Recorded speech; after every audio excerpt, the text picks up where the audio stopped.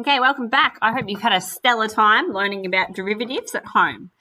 So we're still talking about first principles at the moment, and today we're going to be looking more into how you can apply these, because the whole point of having a derivative is that we get the rate of change or the gradient at any point. Now, that is incredibly useful to us in the real world, so let's look at some applications. So the current, I, is the flow of electrical charge in a circuit. The current measured in amperes is equal to the change in charge, Q, measured in coulombs, over the change in time in seconds. In other words, I, or the electrical current, is given by the rate of change of the coulombs, I don't know, I'm not a physics person, over time. Okay, so the charge on the metal plate is changing according to this function. Calculate the current flowing across the plate at time equals 2. So currently, we have an equation for these thingies given time. So we can work out how many coulombs there is with respect to time. Okay, so I'm going to state that first. Q with respect to time is equal to 9 minus T2, where T is a value between 0 all the way up to 3, including both of those numbers. Now, if we want to work out the current flowing across that plate, we don't want to know how many coulombs there are. We want to know how many coulombs there are with respect to time, which means that I need to take the derivative of this with respect to time. So this is our original function, okay? When I take the derivative of it, that means I'm taking the derivative of this side with respect to time. That's why time goes on the bottom. And that means I'm doing the same thing to the other side. Okay, and so this notation here allows us to see that we should be deriving this side with first principles with respect to t. So let's do that now. So I'm going to be substituting in this stuff into this function here.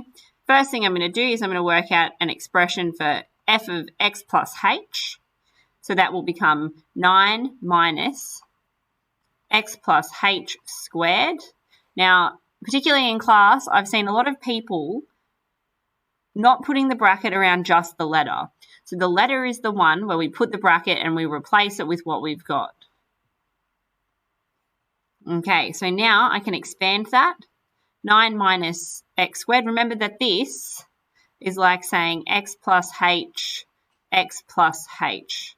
So this times this gets me that. This times this gets me xh. This times this gets me hx, which means I really have plus 2xh plus h squared. Okay, so that's what I get for this section here. Now, make sure that you expand the negatives out. Otherwise, you're going to incur errors later on. X squared minus 2xh minus h squared. Now, our function with f of x in it is going to look like this, except we're replacing that t with x. So 9 minus x squared. Now I've got these two parts. I can substitute it all into my formula for first principles. So we're going to be examining the limit of our function as h approaches 0, or as that tiny difference in between them decreases to 0. Then on the numerator, this can be represented by this, and this will represent this part of the function. So now I'm going to input them where they need to go. H didn't change on the bottom. 9 minus x squared minus 2xh minus h squared minus bracket. Make sure you put your brackets around this function or you'll forget to take the negative through. 9 minus x squared, close bracket. Okay, so let's keep simplifying. When I take it out of the bracket, I'll be left with this.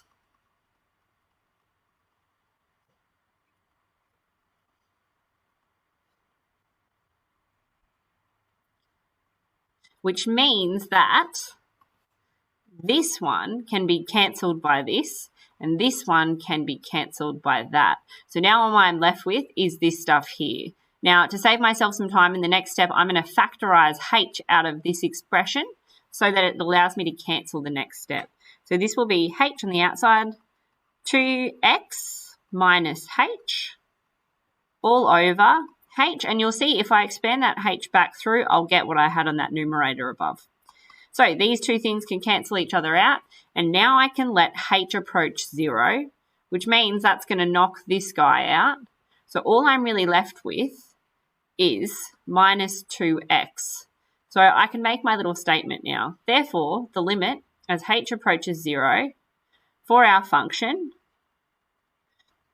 is equal to minus 2x. Okay, so now I found the function for the gradient at any point, but I want to know what it is, or calculate the current flowing across the plate at t equals 2. So I need to substitute t in as 2, or, well, I've replaced it with x here, so I'm going to let x equal 2. So let x equal 2, or t equal 2, remember, just done myself a little mischief there. So this is our function, or our gradient function, at the point where we've substituted 2 in. Now I'm going to substitute into this function there, is equal to negative 4. So that really means that, therefore, when the function is at 2, or x, or t, the gradient equals negative 4. Okay, so if I'm graphing this, there is a point here at x equals 2, and my gradient is going to be at negative 4, which means that, let's say this is the point here at some point for our original function, the gradient's going to be decreasing by, the rise is 4 over 1, and it's going down. So the gradient looks something like that at this point on our function. Okay, let's have a look at question 11. Determine the equation of the tangent at the point where the gradient has a value of 8. Hence, determine the equation of the normal at this point. Maybe we'll do that in a separate video.